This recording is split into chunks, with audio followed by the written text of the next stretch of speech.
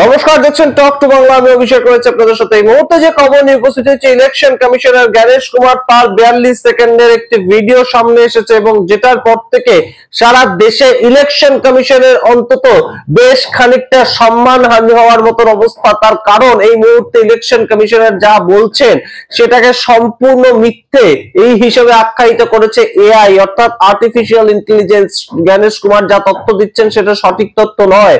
অর্থাৎ সম্পূর্ণ ঘটনাটা আপনাদের বিস্তারিত বুঝিয়ে বললে আপনারা বুঝতে পারবেন যে জ্ঞানেশ কুমার এই মুহূর্তে election commissioner, chief election commissioner ভারতবর্ষের, সেই জায়গায় দাঁড়িয়ে তিনি কতটা অসত্য কথা মানুষের সামনে তুলে ধরছেন। এবং এই মুহূর্তে বিষয়টা যেটা হয়েছে যে জ্ঞানেশ কুমার তাকে IDEA অর্থাৎ international institute of democracy and electoral assistance, এই যে সংস্থা সেটা সারা পৃথিবীর মধ্যে একটা সংস্থা এবং পৃথিবীর বিভিন্ন গণতান্ত্রিক দেশ তার মধ্যে রয়েছে, এবং সেই গণতান্ত্রিক প্রতিষ্ঠানটা তার সভাপতির পদে জ্ঞানেশ কুমার তাকে বহাল করা হয়েছে। এবং সেই সম্বন্ধে জ্ঞানেশ কুমারের কি বক্তব্য?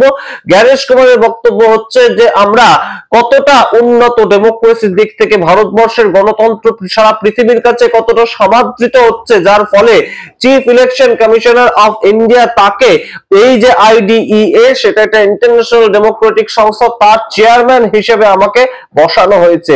আপনারা বুঝতে পারছেন ভারতবর্ষ কতটা এগিয়ে রয়েছে। এবং সেটা একটা সংবাদ সংস্থা তারা শেয়ার করেছে এই ভিডিওটা জ্ঞানেশ কুমার। আপনারা জানেনই ভারতবর্ষের সংবাদ সংস্থা কাদের হয়ে কথা বলে এবং সেই জায়গা থেকে জ্ঞানেশ কুমার কাদের লোক, সমস্ত কিছু আপনাদের কাছে নতুন করে ব্যাখ্যা করার কিছু নেই। কিন্তু এই মুহূর্তে জ্ঞানেশ কুমার যে বক্তব্যটা রেখেছেন সেটাকে সম্পূর্ণ 180 ডিগ্রি অ্যাঙ্গেলে কিন্তু বিষয়টাকে অসত্য বলে ঘোষণা করে দিয়েছে অলরেডি এআই, আর্টিফিশিয়াল ইন্টেলিজেন্স। এবং একটা এআই নয়, সোশ্যাল মিডিয়ার যে সোশ্যাল হ্যান্ডেল এক্স, তার যে এআই, সেটাও একদম সরাসরি বলেছে যে জ্ঞানেশ কুমার অসত্য কথা বলছেন, অর্ধসত্য বলছেন। এবং তার সঙ্গে গুরুত্বপূর্ণ এই যে গ্রোক এআই, আপনারা জানেন যে ইলন মাস্ক গ্রোক এআই শুরু করেছিলেন, সেই গ্রোক এআই চ্যাট জিপিটির মতন একটা অ্যাপ্লিকেশন, সেটাও সরাসরি বলছেন যে জ্ঞানেশ কুমার অর্ধসত্য বলছেন, জ্ঞানেশ কুমার সঠিক কথা বলছেন না। সমস্তটা বিস্তারিত শোনার আগে অবশ্যই টক টু বাংলা ইউটিউব চ্যানেলকে সাবস্ক্রাইব করুন, এই ভিডিও দেখুন শেষ অবধি স্কিপ না করে। আপনারা যে কোনো মন্তব্যে যাওয়ার আগে অবশ্যই জ্ঞানেশ কুমারের নিজের মুখ থেকে বক্তব্যটা শুনুন। निष्पक्ष एवं पारदर्शी चुनावों के सफल संचालन को आज पूरा विश्व जानता भी है और मानता भी है, और इसीलिए विश्व के 37 जनतांत्रिक देशों के प्रतिष्ठित समूह ने अपने 30 वर्षों के इतिहास में पहली बार भारत को international institute for democracy and electoral assistance, international idea के अध्यक्ष के रूप में आमंत्रित किया है। यह भारत के सभी नागरिकों और सभी चुनाव कर्मियों के लिए अत्यंत गौरव का क्षण है। जय हिंद, जय भारत। শুনলেন জ্ঞানেশ কুমারের বক্তব্য। জ্ঞানেশ কুমার বললেন যে আমরা কতটা ভারতবর্ষের ডেমোক্রেসি উন্নত, ভারতবর্ষের ইলেকশন কমিশন কতটা উন্নত ভাবে চলছে, যার ফলে সারা পৃথিবীর কাছে আমরা আস্থাভাজন হয়েছি। এবং সেই আস্থাভাজন হওয়ার জন্য আমাদের এই চেয়ারটা আমাকে দেওয়া হয়েছে। ভারতবর্ষের ইলেকশন কমিশন সারা পৃথিবীর কাছে সমাদৃত। অর্থাৎ তিনি একটা কোথাও বার্তা দিতে চাইলেন যে ইলেকশন কমিশনের বিরুদ্ধে ওঠা যে সমস্ত অভিযোগগুলো সেগুলো সঠিক নয়, সেগুলো আদপে ধরে রাখার মতন নয়, সেগুলো ভিত্তিহীন, এই তো তার বক্তব্য ছিল বিরোধীদেরকে উদ্দেশ্য করে। সেই জায়গাটাতেই একদম সরাসরি সোশ্যাল মিডিয়া এক্স, যেটা আমরা টুইটার আগে জানতাম, তারপর পরিবর্তিত নাম হয়েছে সোশ্যাল মিডিয়া এক্স, তাদের একটা এআই আছে। যে কোনো ভিডিও বা যে কোনো পোস্ট শেয়ার করলে সেই এআই কে যদি জিজ্ঞেস করা হয় যে এই পোস্টের সত্যতা কতটা, সেই এআই সঙ্গে সঙ্গে তার উত্তর দিয়ে দেয়। এই এআই কি বলছে? জ্ঞানেশ কুমার সঠিক বলেছেন, তবে পুরোটা সঠিক বলেননি। কেন পুরোটা সঠিক বলেননি? জ্ঞানেশ কুমার যা বলেছেন যে ভারতবর্ষের ইলেকট্রাল যে রোল এবং তার সঙ্গে ইলেকশন কমিশন তাদের যে কর্মদক্ষতা, সেইটা দেখে তাকে বসানো হয়েছে এই সভাপতির পদে, অর্থাৎ IDEA সেটা সভাপতির পদে। কিন্তু সোশ্যাল মিডিয়া এক্স তাদের এআই কি বলছে? The chair is rotational and was pre-decided to be India's turn. The rotation of the chair is fixed till 2033. Hence the claim by CEC is incorrect and misleading. একদম সরাসরি সামনে থেকে বলে দিয়েছে incorrect এবং মিসলিডিং। শুধুমাত্র যে একটা অসত্য কথা তাই নয়, সেটা মিসলিড করছে, ভারতবাসীকে মিসলিড করছেন জ্ঞানেশ কুমার। কে বলছে? এআই বলছে। অর্থাৎ এই যে চেয়ারটা, এই যে সভাপতির চেয়ারটা, যে যে সমস্ত দেশ তার মধ্যে রয়েছে গণতান্ত্রিক দেশ, তারা প্রত্যেকেই একবার না একবার পায়, এবং জ্ঞানেশ কুমার যেবারে পাবেন সেটা জ্ঞানেশ কুমারের কৃতিত্ব নয় বা ইলেকশন কমিশনের কৃতিত্ব নয়, এটা ভারতবর্ষের টার্ন ছিল। অর্থাৎ আপনারা জানেন যে কোনো সাবমিট হলেই সেই সামিটের মধ্যে একটা চেয়ার থাকে, যে অধ্যক্ষের পদ, সেটা ভারতবর্ষের হাতে একবার আসে, অন্য দেশের হাতে একবার যায়। ঠিক যেমন ভাবে ক্রিকেট বিশ্বকাপ, ফুটবল বিশ্বকাপ অনুষ্ঠিত হয়, ভারতবর্ষে কবে ক্রিকেট বিশ্বকাপ হবে সেটা বহু বছর আগের থেকেই ঠিক করা। এখানে দেশের প্রধানমন্ত্রী নরেন্দ্র মোদী থাকবেন না মনমোহন সিং থাকবে, তাদের যেমন কোনো অবদান নেই এই ভারতবর্ষের ক্রিকেট বিশ্বকাপটা হচ্ছে বলে, ঠিক তেমন ভাবেই ইলেকশন কমিশনার জ্ঞানেশ কুমার থাকবেন নাকি রাজীব কুমার নাকি টিএন সেশন, তাদের কোনো ভূমিকা নেই এই চেয়ারটা পাওয়ার জন্য।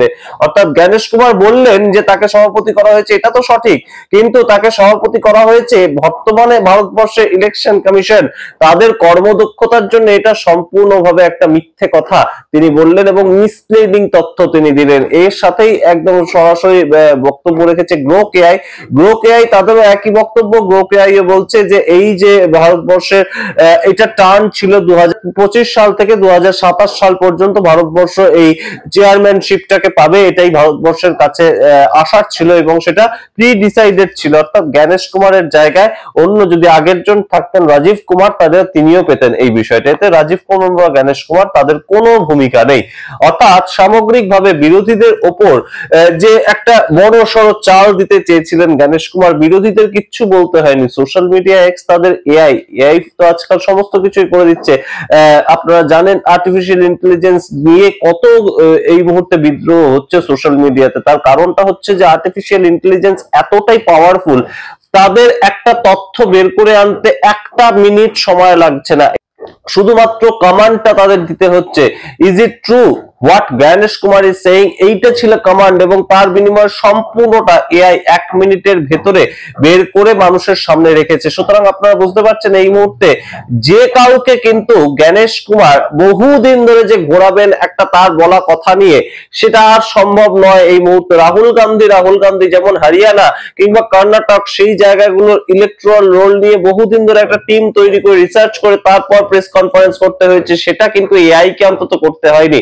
একটা ছোট্ট একটা আইডিইএ সেই জায়গাটা চেয়ারম্যানশিপ পাচ্ছেন, তিনি পেয়েছেন, আমরা খুব খুশি, আমরা আনন্দিত। ভারতবর্ষের চিফ ইলেকশন কমিশনার এই জিনিসটা পেয়েছে, সারা পৃথিবীর কাছে ভারতবর্ষের নাম ভালো হবে, ভালো জায়গায় যাবে, সেটা তো সবাই আমরা চাই। কিন্তু চিফ ইলেকশন কমিশনার জ্ঞানেশ কুমারের কথা এবং সারা ভারতবর্ষে ঘটে যাওয়া সাম্প্রতিক ইতিহাসের ভোটগুলো, অন্তত 4টে রাজ্যের ভোট তো জ্ঞানেশ কুমারের আমলেই হয়েছে, এবং সেই জ্ঞানেশ কুমারের যে সময়কাল এবং রাজীব কুমারেরও আমলে আমাদের গত বছরের লোকসভা ইলেকশনটা হয়েছে, সেটা নিয়েও প্রশ্ন ওঠে বই কি। এই জায়গাগুলো মহারাষ্ট্র, হরিয়ানা, দিল্লি এবং বিহার, এই 4টে জায়গাতেই ভোট হঠাৎ করে কেন এতটা প্রশ্নের মুখে পড়লো, তাদের ইলেকট্রাল রোল গুলো নিয়ে কেন এতটা প্রশ্ন উঠলো, এই প্রশ্ন কিন্তু অবশ্যই ওঠে। বিহার ভোটে জিতে যাওয়ার পরে হঠাৎ করে 4 জন মন্ত্রী যারা ছিলেন তাদের হঠাৎ করে প্রাপ্ত ভোটের সংখ্যা 1,22,000 সামথিং, 1,22,400। এই বিষয়টা কেন আসে সামনে, আপনাদের সামনে বারংবার আমরা এই ধরনের খবর রেখেছি। রাজস্থানের একজন নতুন ভোটার, তিনি প্রথমবার ভোট দেবেন বলে ভোটার আইডি কার্ড অ্যাপ্লিকেশন করেছেন, এবং সেই জায়গাটায় অ্যাপ্লিকেশনটা পাঠানোর পর তার বাড়িতে 7খানা ভোটার আইডি কার্ড তার নামে এসেছে, আলাদা আলাদা এপিক নাম্বার নিয়ে। অর্থাৎ একজন ভোটার 7বার ভোট দিতে পারেন, সেই জায়গাটা জ্ঞানেশ কুমার শিওর করছে বা ইলেকশন কমিশন শিওর করছে। তারপরেও তারা কিভাবে ভাবতে পারে যে ভারতবর্ষকে, তারা যদি এসে বলে যে ভারতবর্ষে ইলেকশন কমিশন তাদের কাজের জন্য জ্ঞানেশ কুমারকে এই ধরনের একটা পদ দেওয়া হয়েছে, সেটা ভারতবাসী মেনে নেবে এবং ভারতবাসী কোনো ধরনের কোনো প্রশ্ন করবে না, ভারতবাসী কোনো ধরনের কোনো রিসার্চ করবে না এই বিষয়টা নিয়ে, আমরা জানি না। তবে সামগ্রিক ঘটনাটা আপনাদের সামনে রাখলাম, আপনাদের মতামতের অপেক্ষায় রইলাম। জ্ঞানেশ কুমারের বক্তব্য এবং জ্ঞানেশ কুমারের যা অর্ধসত্য বর্ণনা, সেটার সঙ্গে এআই কিন্তু কমপ্লিটলি ইনকারেক্ট বলছে, কমপ্লিটলি মিসলিডিং বলছে।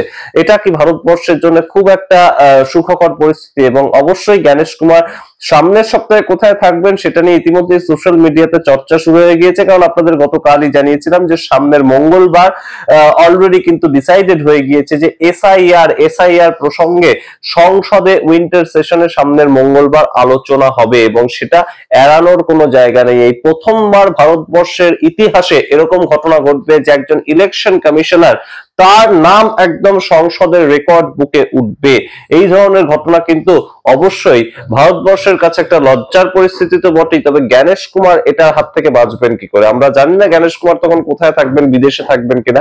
তবে অবশ্যই জ্ঞানেশ কুমার যেখানেই থাকুন না কেন, সংসদে তাকে নিয়ে আলোচনা হচ্ছে, এটা তাকে দেখতে হবে। আমরা জানি না বিরোধীদের কি প্ল্যান, বিরোধীরা কিভাবে ঘিরে ধরবে শাসক পক্ষকে বা ইলেকশন কমিশনকে, আমরা জানি না। সমস্তটা দেখবো, সমস্তটা নজর রাখবো। আজকে সংসদের তৃতীয় দিন আপনাদের সামনে বাদবাকি খবর নিয়ে আসছি। তবে এটা একটা গুরুত্বপূর্ণ আপডেট বলে আপনাদের সামনে রাখলাম। মতামত কমেন্ট বক্সে কমেন্ট করুন। দেখতে থাকুন টক টু বাংলা। অবশ্যই টক টু বাংলা ইউটিউব চ্যানেলকে সাবস্ক্রাইব করে দিন। ধন্যবাদ।